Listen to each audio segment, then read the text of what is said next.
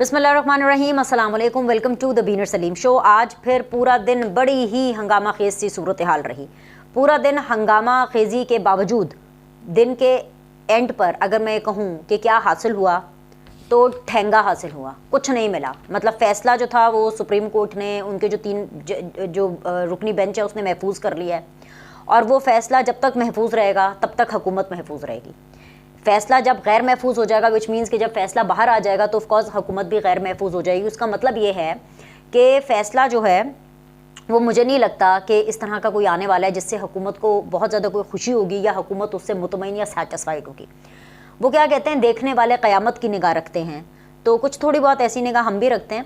लेकिन सबसे पहले तो मैं आपको वेरी क्विकली बता दूँ कि पूरा दिन आज क्या होता रहा, और निटी ग्रिटी डिटेल में जाने के बजाय एक एक जुमला आपको हेयरिंग में से कोट करके बताने के बजाय कि किस जज ने क्या कहा, चीफ जस्टिस साहब ने क्या कहा, जो ये पीडीएम के जितनी भी पॉलिटिकल पार्टीज़ के जो वकला थे उन्होंने क्या कहा, अटॉर्नी जनरल ने क्या कहा, ये सारी अपडेट तो आप साथ साथ टिकर्स वगैरह टेलीविजन के ऊपर देखते ही रहे हैं। मैं आपको एक ओवरव्यू दे देती हूँ और मैं आपको ये बताना पसंद करूँगी, ज़्यादा मैं इस चीज़ में इंटरेस्टेड होंगी जिसमें मुझे लगता है कि आप भी ज़्यादा इंटरेस्टेड होंगे एट दिस टाइम जब मैं आपसे मुखातिब हूँ। वो ये है कि क्या पॉसिबिलिटीज़ हो सकती हैं। फैसला कहीं ना कहीं लोग भाम चुके हैं कि क्या आएगा, लेकिन फिर भी क्या पॉसिबिलिटीज़ हो सकती हैं। आई थिंक सो कि ये वो चीज़ है जिसके ऊपर हम सब बात करने के लिए इंटरेस्टेड हैं कि अब से चंद घंटे के बाद, क्योंकि कल ये जो फैसला है यह अनाउंस कर दिया जाएगा और ये फैसला क्या हो सकता है इसके ऊपर भी हम बात करेंगे। लेकिन मुद्दा क्या है कि जो $1 मिलियन क्वेश्चन है वो पूरी एक्सरसाइज के बाद भी, पूरी लड़ाई के बाद भी, पूरे रौले के बाद भी, खैर लड़ाई वैसे भी ख़त्म नहीं हुई है अभी, तो कल से तो बेसिकली एक्चुअली लड़ाई शुरू होनी है सही वाली। तो जो पूरी जो सूरत हाल है उसके अंदर आपको इस सवाल का जवाब बिल्कुल नहीं मिला है जो कि $1 मिलियन क्वेश्चन है, and the question of the hour that is कि पाकिस्तान में इंतखाबात कब होने हैं, या इलेक्शन 30 अप्रैल को होने हैं या 8 अक्टूबर को होने हैं। दिस इज़ $1 मिलियन क्वेश्चन जिसका जवाब आज भी हमें 3 अप्रैल को भी नहीं मिला। अब इसका जवाब किसके पास है? इसका जवाब जिसके पास है वो पाकिस्तान की सबसे बड़ी अदालत है, पाकिस्तान की अदलिया का सबसे पावरफुल इंसान है, supreme court, end of course the chief justice of Pakistan जिनका नाम है जस्टिस उमर अता बंदयाल साहब। ये उनको पता है कि ये फैसला कब होना है, कि इंतखाबात कब कराने हैं और कैसे कराने हैं, कब कराने हैं प्लस कैसे कराने हैं। वो इसलिए क्योंकि जो 30 अप्रैल के इंतखाबात हैं उसके लिए भी रौला है और जो 8 अक्टूबर के इंतखाबात हैं उसके लिए भी रौला है। अब मैं आपको क्योंकि पहले ही बता चुकी हूँ कि इंतखाबात 8 अक्टूबर को भी नहीं होने और 30 अप्रैल को भी नहीं होना, ठीक है। अब क्या होना है मैं आपके सामने पूरी सिचुएशंस रख देती हूँ, क्योंकि फंड्स और सिक्योरिटी की जो कमज़ोर वजूहात हैं, ये इतनी कमज़ोर रीजंस है, इतनी कमज़ोर ग्राउंड्स है जिसको सुप्रीम कोर्ट और उनका जो 3 रुकनी बेंच है उसने तो बिल्कुल ही नल एंड वॉइड कर दिया। और इसी कमज़ोर ग्राउंड के ऊपर हुकूमत का ये नैरेटिव और ये मांग खड़ी है कि जिस फंड्स नहीं, सिक्योरिटी नहीं, इसलिए जो है इलेक्शन मुलतवी होने चाहिए और इसलिए वो इलेक्शन मुलतवी कराना चाहते हैं। सुप्रीम कोर्ट किसी भी तरह बाय हुक और बाय क्रुक आईनी मुद्दत के आसपास और जल्द अज जल्द इलेक्शन कराना चाहती है। आईनी मुद्दत के अंदर की तो मैं बात ही नहीं कर रही ना, मतलब अब तो मामला आईनी मुद्दत से बाहर चला गया ना। 30 अप्रैल इज नॉट द आईनी मुद्दत, क्योंकि वो तो वैसे ही 90 दिन के बाहर है। अक्टूबर की बात करें तो दैट इज वे बियॉन्ड आईनी मुद्दत। अब आईनी मुद्दत के करीब करीब की हम बात कर सकते हैं, लेकिन वो भी हम इसलिए नहीं कर सकते हैं क्योंकि ये डिसाइड हो चुका है कि इंतखाबात नहीं कराने। अब जैसे जैसे दिन गुजरते जा रहे हैं, ये मैं आपको खबर दे रही हूँ, ये और जो खबर होती है ना वो किसी को प्लीज़ करने के लिए नहीं होती। खबर किसी को पसंद आएगी, किसी को नहीं आएगी, लेकिन जो खबर है वो फैक्ट पर बेस करती है। और हकीकत और सच ये है कि मुल्क इंतखाबात का मुतहम्मिल नहीं हो सकता। उसकी बहुत सी रीज़न्स हैं, पैसे नहीं हैं, फाइनेंशियल इश्यूज तो चल ही रहे हैं, लेकिन पाकिस्तान के अंदर कब अमेरिका की तरह दूध और शहद की नहरें बहती रहती है, कब हमारा जो बजट है वो अमेरिका की तरह हो गया, या पाकिस्तान के अंदर जो सिक्योरिटी सूरत हाल है वो कब आइडियल रहती है। हेवन सेड दैट बिल्कुल पाकिस्तान इस वक्त क्राइसिस से गुजर रहा है। हर तरह का क्राइसिस है, हर तरह का क्राइसिस है, इकॉनमी का, जुडिशरी का, पॉलिटिक्स का, हर तरह का यहाँ पर क्राइसिस है, सिक्योरिटी का। मगर इशू ये है कि इस सब के बावजूद आईन ये कहता है कि इंतखाबात होने हैं। अब we have to go back to the basic. अगर इंतखाबात हो रहे हैं तो फिर तो ये भी सोचना है कि इंतखाबात होने की नौबत क्यों आई, क्यों क्या असेंबलीज ने अपना 5 साल का टेन्योर पूरा कर लिया? नहीं किया ना, क्योंकि इमरान खान साहब ने बीच में अपनी लुच तली और उन्होंने असेंबलीज तोड़ दी, ठीक है। अब उसके ऊपर कोई इतनी ज़्यादा बात नहीं कर रहा। आपस के अंदर सुप्रीम कोर्ट या चीफ जस्टिस ऑफ पाकिस्तान और हुकूमत या पार्लियामेंट आपस में लड़ाई लड़ी जा रही है और ये लड़ाई मजीद संगीन होती चली जाएगी। इशू ये है कि इलेक्शन नहीं होने, मैं अपनी खबर पर कायम हूं। अब वो इलेक्शन नहीं होने, उसके लिए मुल्क में चाहे इमरजेंसी ही क्यों ना लग जाए। ये इमरजेंसी का आइडिया और फंडा एक हेयरिंग के अंदर ही चीफ जस्टिस ऑफ पाकिस्तान ने कहा कि भाई अगर इंतखाबात नहीं कराने, उसकी सिर्फ एक ही रीज़न है और उसकी एक ही वैलिड रीज़न हो सकती है और वो वैलिड रीज़न ये है कि मुल्क में इमरजेंसी लग जाए। बिलावल भुट्टो साहब का ताज़ा बयान है कि भाई अगर फुल कोर्ट नहीं बना, अगर फुल बेंच नहीं बनाते, फुल कोर्ट नहीं बनाते, तो भाई मुल्क के अंदर इमरजेंसी की तरफ सूरत हाल चली जाएगी। तो मैंने आपको पहले ही कहा था कि जब इंतखाबात नहीं कराने ना, वो फाइनल गोल है। अब उस तक कैसे पहुंचना है, वो तरीके फिगर आउट करने की कोशिश की जा रही है। अब इस हुकूमत का प्रॉब्लम ये है कि ये जो हुकूमत है ये थोड़ी सी लेट लतीफ़ है। वो इसलिए क्योंकि ये हुकूमत वैसे तो ये हुकूमत बहुत से मामलों में इमरान सरकार से बेहतर है, इस सेंस में कि ज़र्फ इनका थोड़ा बेहतर है, इनकी थोड़ी अंडरस्टैंडिंग चीज़ों के हवाले से बेहतर है। लेकिन जब बात हिम्मत की आती है ना और रिस्क लेने की आती है, तो ये हुकूमत डरती बहुत है। शहबाज शरीफ साहब के डर के आलम का मैं क्या बोलूँ, मतलब मैं उनकी तकरीरों से देख लें, उनकी बातों से देख लें, उनकी जो वाइब है वो वज़ीर आज़म की वाइब के साथ मैच नहीं करती है ना, वो जो एक ओहदा होता है प्राइम मिनिस्टर का। बट अब क्या है कि लंदन में बैठ करके आखिरी हरबा जानते हुए नवाज शरीफ साहब ने, जो ताहयात कायद है नून लीग के, उन्होंने ऐलान कर दिया कि भाई सीधी बात है, जो बेंच ही हमें कबूल नहीं है उसका फैसला हमें क्या कबूल होगा। तो सबसे पहले बेसिक से स्टार्ट करते हैं। कल फैसला जो भी आ जाए, जो भी फैसला आ जाए, उस फैसले में रौला ही है, वो फैसला किसी को भी काबिल कबूल नहीं होगा। हुकूमत ने भी उसमें जो है वो कीड़े निकालने हैं और ऑपोजिशन यानी पाकिस्तान तहरीक इंसाफ भी उसके अंदर कीड़े निकालेगी। अब देखना यह है कि कल ज़्यादा कीड़े कौन निकालता है। दूसरी चीज़ ये है कि सबसे ज़्यादा इंपॉर्टेंट इसमें एक और एस्पेक्ट भी है, वो एस्पेक्ट है इमरजेंसी फैक्टर। और इमरजेंसी फैक्टर इसलिए इंपॉर्टेंट एस्पेक्ट है क्योंकि फैसला डिस्क्लोज होने से एक दिन पहले ऑफिशियली, क्योंकि जब मुल्क का वजीर खारजा ये बात कर रहा है, जब बिलावल भुट्टो ये बात कर रहे हैं, तो फिर इस बात के मानी होते हैं। ऐसे में क्योंकि जी इजलास भी बुला लिया गया हंगामी तौर पर, आज पार्लियामेंट के अंदर भी जो है शहबाज शरीफ साहब ने अपना कथारसिस किया, बड़ी बात है, वो बड़ी बात है। आज चाचू ने थोड़ी सी हिम्मत की है शहबाज शरीफ साहब ने और उन्होंने इस चीज़ का जवाब दिया है। मतलब खैर जवाब का मज़ा नहीं आया, बट ये है कि चले उन्होंने कोशिश की है, वो कोशिश करे। अब पता क्या है कि एक गाड़ी है, उसकी एक स्पीड है, उसकी एक लिमिट है। मतलब जाहिर सी बात है, एक सुजुकी है या अगर आप एक बात करें कल्टस गाड़ी की, तो वो उसकी जो पेस, उसकी जो स्पीड है, उसकी जो पिक है, वो वैसी तो नहीं हो सकती ना जैसे किसी सिविक की या कॉर्ड की है, ठीक है ना। ये मैं आम आपको बात कर रही हूँ, लेकिन कोशिश आप धक्का लगा सकते हैं, आप जितना चाहे मर्जी उसके रेस एक्सेलरेटर पे पाउंड देकर के उसकी स्पीड बढ़ा सकते हैं, उसकी परफॉर्मेंस को एनहांस करने की कोशिश कर सकते हैं, लेकिन एक कैपेसिटी होती है ना। यहाँ पर भी वही मसला, एक कैपेसिटी है।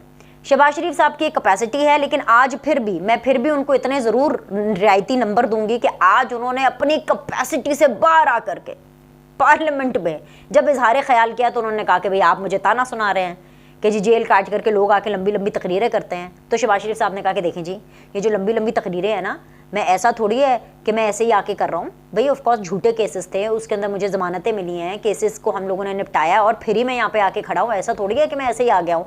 तो अपनी तरफ से ये बात कहना भी बहुत बहुत बड़ी बात है, कंसिडरिंग दैट कि शहबाज शरीफ साहब वही हैं जो कि अपने बच्चे का रिपोर्ट कार्ड जनरल बाजवा से लेकर के जो है चुप करके खड़े हो गए थे और इतने बड़े इंकशाफात के ऊपर भी उन्होंने कोई बात नहीं की। उल्टा उन्होंने जो आर्मी चीफ साहब को बताया, आर्मी चीफ साहब ने आगे मैसेज बाजवा साहब को कन्वे किया कि तुसी की कर रहे हो, ना करो, ज़रा हाथ हौला रखो, चाचू नाराज़ हो रहे हैं, ठीक है। You know this is what is happening. So issue ये है कि इस मामले में थोड़ी सी हिम्मत कराई जा रही है चाचू से, मतलब शहबाज शरीफ साहब से। उसकी रीज़न ये है क्योंकि पीपल्स पार्टी को भी जुडिशरी के इस पूरी चीज़ के ऊपर सेटिस्फैक्शन नहीं है, अदम एतमाद है।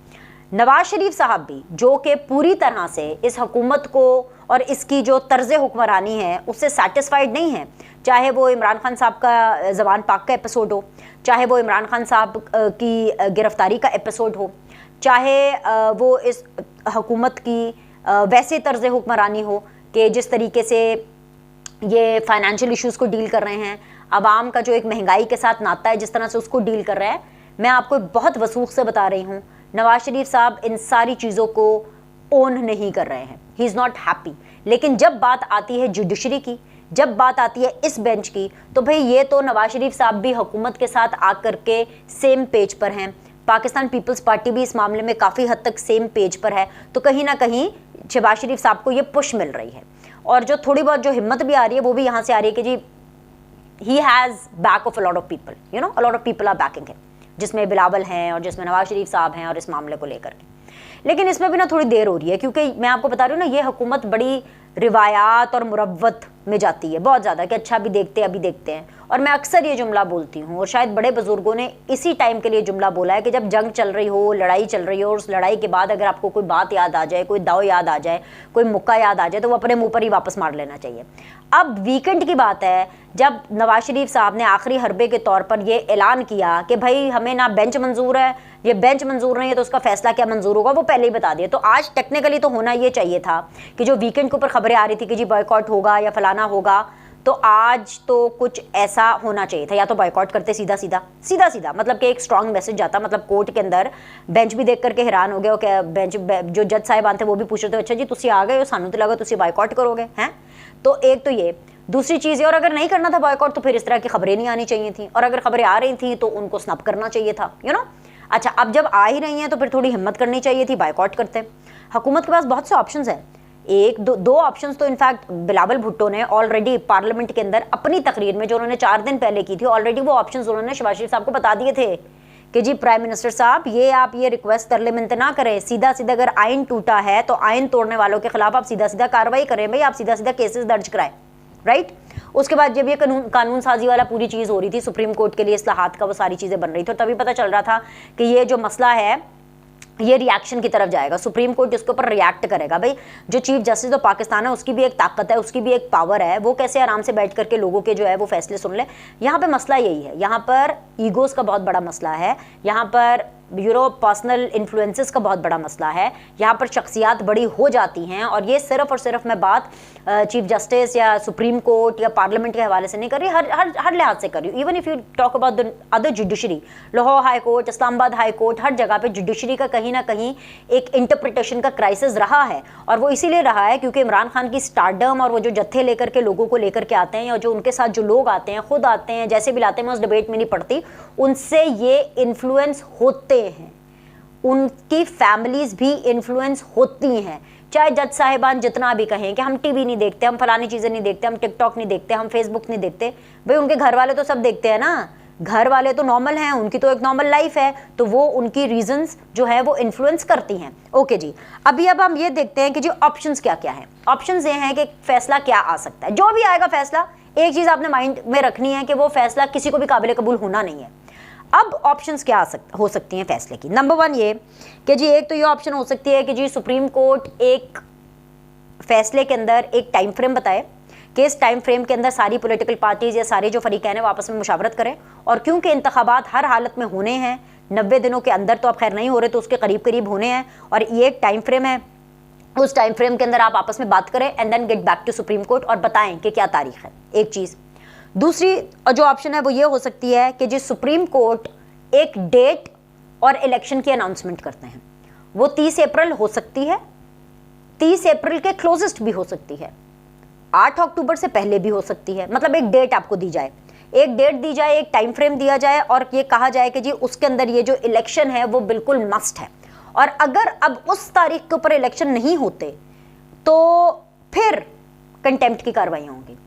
वजीर आजम को चाहे चंद मिनट की सजा हो या चंद घंटों की सजा हो, व्हाट्सोएवर, कंटेम्प्ट ऑफ कोर्ट होगा। और वजीर आजम को सिर्फ ज़रूरी नहीं है कि अकेले सजा हो, उनके साथ काबीना के भी कुछ मेंबर्स को सजा हो सकती है, और इस बात का इंदिया फवाद चौधरी साहब ने दिया, जिसके ऊपर तो ऑफ कोर्स रिएक्शन आया है। पीएमएलएन का तो इतना अभी रिएक्शन नहीं आया, लेकिन पीपल्स पार्टी के इसके ऊपर स्ट्रेट फॉरवर्ड रिएक्शन आया है कि भाई जो फवाद चौधरी साहब है ये हमें क्या डराते फिरते हैं। जो कादिर मंदोखेल साहब है पाकिस्तान पीपल्स पार्टी के, मेरी उनसे खुद बात हुई और उन्होंने खुद कहा कि ये फवाद चौधरी साहब हमें क्या धमकियाँ देते फिरते हैं।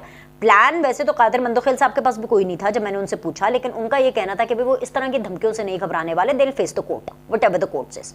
तो सब सबको बेसिकली कोर्ट के फैसले का इंतजार है, चाहे वो पीटीआई हो और चाहे वो ये मुत्तहिदा हुकूमत हो।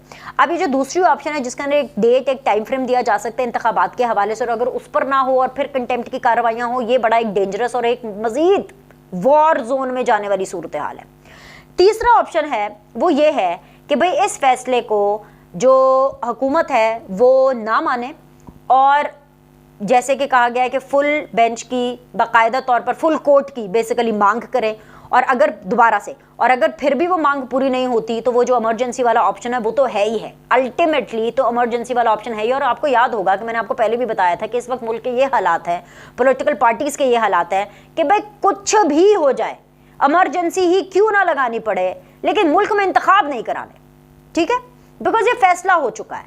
Once the decision is taken, it's been taken, क्योंकि ये डिसीजन सिर्फ और सिर्फ शहबाज शरीफ साहब की नहीं है, ये डिसीजन सिर्फ और सिर्फ आपकी सिविलियन क़यादत की नहीं है, ये डिसीजन रियासत की है, आपकी सिविल एंड मिलिट्री क़यादत की है।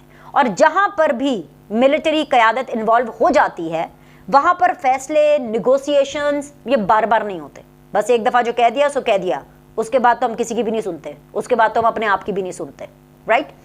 अच्छा, अब इसके अलावा और क्या ऑप्शंस हो सकती हैं कि अगर कल जो फैसला है वो हुकूमत के ख़िलाफ़ आता है या वो ऐसा फ़ैसला आता है जो कि हुकूमत को काबिल कबूल नहीं है, तो ऐसे में हुकूमत जो है वो इन तीनों जजेस के ख़िलाफ़ रेफरेंस दायर कर सकती है। अच्छा, अब जो रेफरेंस वाला मामला है, किसी भी हुकूमत को अगर दिक्कत हो, ये हुकूमत का सवाबदीद है, वो कर सकती है, पहले कर सकती है। अब जब इस टाइम पर ये रेफरेंस दायर होगा तो ये इस लड़ाई को मज़ीद आग लगाने वाली बात है, इस लड़ाई की आग में मज़ीद तेल डालने वाली बात है कि जदों तुहानू पता सी कि फैसला तुहाडे बकौल नहीं आना, बेंच ही होएगा, तुसी बॉयकॉट भी नहीं किया बेंच दा, हुण फैसले तो बाद जा करके तुसी अगर कोई रेफरेंस दायर करन लगे हो तो ये तो मेरे ख्याल से एक बहुत डिलेड मूव होगी, लेकिन इस मूव के बारे में अब सोचा जा रहा है। इसके अलावा जो रजिस्ट्रार है सुप्रीम कोर्ट, पहले ये खबरें आई कि जी उनको वापस बुला लेना चाहिए, और अल्टीमेटली ये खबर कंफर्म हो गई कि उनको वापस बुला लिया गया है। We should also not forget कि अदलिया के अंदर भी इस टाइम पर एक क्राइसिस चल रहा है। अगर चीफ जस्टिस उमर अता बंदयाल साहब या सुप्रीम कोर्ट इस वक्त वर्सेस, मैं खैर पूरे सुप्रीम कोर्ट की इसलिए मैं टर्म इस्तेमाल नहीं कर रही हूँ स्पेसिफिक केस के अंदर, बिकॉज सुप्रीम कोर्ट के अंदर भी एक डिवाइड है ना। अब वो भी तो भी 4 फाजिल जज हैं जो कि चीफ जस्टिस उमर अता बंदयाल साहब के डिसीजन से और उनकी बात से एग्री नहीं करते, जिसकी वजह से और मजीद क्राइसिस हो रहा है, right. So I would not use the term Supreme Court here. Basically Chief Justice Umar Ata Bandial साहब वर्सेस पार्लियामेंट तो हैं, लेकिन चीफ जस्टिस उमर अता बंदयाल साहब इज ऑल्सो वर्सेस इस टाइम पर काजी फाइज ईसा साहब भी चल रहा है। पता है आपको ना कि जी वो ऑर्डर करते हैं मुलतवी कर दो 184(3) वाले जितने भी केसेस हैं, जब तक पूरा का पूरा एक वो लिखा नहीं जा रहा, नए रूल्स नहीं लिखे जा रहे, ये सारा कुछ हो रहा है because after the amendment which is done in the parliament, जो चीफ जस्टिस साहब है वो उसको रुकवा देते हैं। वो कहते हैं जी ऑलरेडी हम लोगों ने तो सर्कुलर जारी कर दिए, तो वहाँ पर भी एक प्रोसेस चल रहा है। सो बहुत सी चीज़ें जो हैं वो कलेक्टिवली इकट्ठी हो गई हैं। इसके अलावा अगर डिसीजन जो है वो हुकूमत के अगेंस्ट है और हुकूमत को वो काबिल कबूल नहीं है, तो फिर दोबारा अपील में जाएंगे, फिर से दोबारा एक कानून साजी भी होगी। मतलब कि हर चीज़ ये एक्सरसाइज होती चली जाएगी, बिकॉज बात यहाँ पर सिर्फ आइन और कानून की नहीं हो रही है, बात यहाँ पर पर्सनल ईगोज और सेटिस्फैक्शन की भी हो रही है। और जब लड़ाई बात ईगोज की हो तो किसी लेवल तक भी जाया जा सकता है। पीटीआई का ऑप्शंस बहुत क्लियर है। पीटीआई ने देखना है कि डेट क्या है, डेट कौन सी मिल रही है, सुप्रीम कोर्ट क्या कह रहा है और क्या टाइम फ्रेम मिल रहा है, और उसके बाद उन्होंने एक मूव स्टार्ट करनी है। और ये वही मूव होगी वकला तहरीक टाइप की, जिसको ऑब्वियसली आपको पता है कि पीटीआई जो है वो इन्फ्लुएंस लेती है माजी में जो बड़ी बड़ी तहरीकें हुई होती हैं, चाहे वो गांधी की तहरीक हो, चाहे वो सिविल डिसोबीडियंस की बात हो, चाहे वो जेल भरो तहरीक की बात हो। मतलब वो इंस्पिरेशन लेती है अपनी जो है हिस्ट्री से, तो हिस्ट्री के अंदर तो वकला मूवमेंट भी है, तो उस हवाले से वो ये करने की कोशिश करे। लेकिन सबसे पहले हत्तल इम्कान इन लोगों की, पीटीआई की यही कोशिश होगी कि कंटेम्प्ट वाली बात के अंदर जो है वो मज़ीद आग लगाई जाए और अदालत को, सुप्रीम कोर्ट को यहाँ तक प्रेशराइज किया जाए कि जी अगर सुप्रीम कोर्ट की बात नहीं मानी जाती तो भाई कंटेम्प्ट की सूरत हाल हो, इनको भुगतना पड़े, कंटेम्प्ट ऑफ कोर्ट की तरफ मामला जाए। पहले तो पीटीआई की एक कोशिश होगी, और दूसरी कोशिश ये है कि वो इस चीज़ से पूरा फ़ायदा उठाने की कोशिश करेंगे अपने इंतखाबात के हवाले से, और वो फ़ायदा ऐसे उठाएंगे कि फिर से सड़कों पर जाएंगे, फिर से मूवमेंट्स होंगी, फिर से जो है वो जलसे जुलूस टाइप ये पूरी तमाम तर चीज़ें होंगी। सो कल का दिन बहुत ज़्यादा अहमियत रखता है। इस सारी चीज़ में एक मेरे पास बहुत पते की खबर है, और वो पते की खबर इसलिए है क्योंकि सुप्रीम कोर्ट ने जो फैसला देना है वो महफूज होकर के कल गैर महफूज हो जाएगा। लेकिन जो पीडीएम की हुकूमत है उसके बीच में फूट पड़ चुकी है, उसके बीच में जो है वो दरारें भी पड़ चुकी हैं, और उसकी क्या वजह है, दरारें क्यों पड़ी हैं, ये कंपनी आगे कितनी देर तक चलने वाली है, चलेगी भी कि नहीं भी चलेगी, इसके बारे में मैं आपसे अगली वीडियो में बात करूंगी। अभी के लिए आप लाइक करें, सब्सक्राइब करें और देखते रहिए द बीनर सलीम शो।